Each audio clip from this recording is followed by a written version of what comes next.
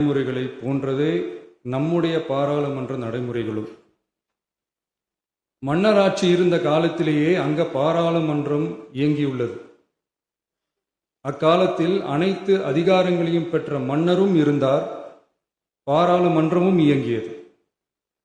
அங்கே மன்னர் ஒரு பணியை செய்ய வேண்டும் என்று விரும்புவார், பாராளுமன்றம் அவருடைய விருப்பத்தை பெரும்பாலும் நிராகரிக்கும். மன்னர் விரும்பிய காரியத்தை பாராளுமன்றம் நிராகரித்து விட்டது என்கிற செய்தியை மன்னருக்கு சொல்ல வேண்டியவர் பாராளுமன்ற தலைவர், ஸ்பீக்கர் என்பார்கள்.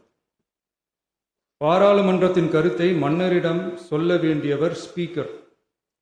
அதற்கு துணிவு வேண்டும்.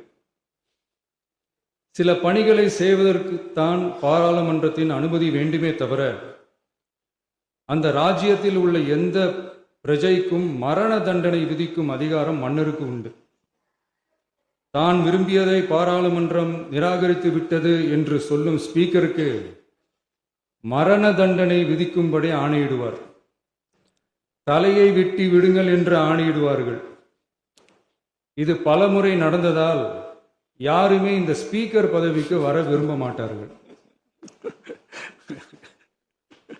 எனவே புதிதாக பாராளுமன்றம் அமையும் போது ஸ்பீக்கர் பதவிக்கு ஒருவர் அறிவிக்கப்பட்டவுடன் அவர் உடனே தலை தப்பித்தால் போதும் என்று ஓட்டம் பிடிப்பார்.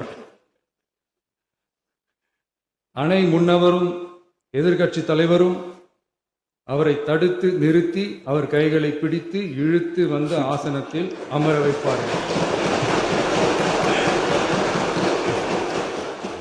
இதுதான் அந்த காலத்தில் இருந்து வந்த மரபு.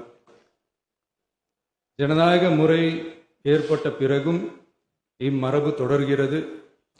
நிச்சயமாக தமிழக வெற்றி கழக உறுப்பினர்கள் அனைவருமே உங்களுக்கு உதவிகரமாகவே இருப்பார்கள் என்கிற வாக்குறுதியை இந்நேரத்தில் அளிக்க விரும்புகிறேன்.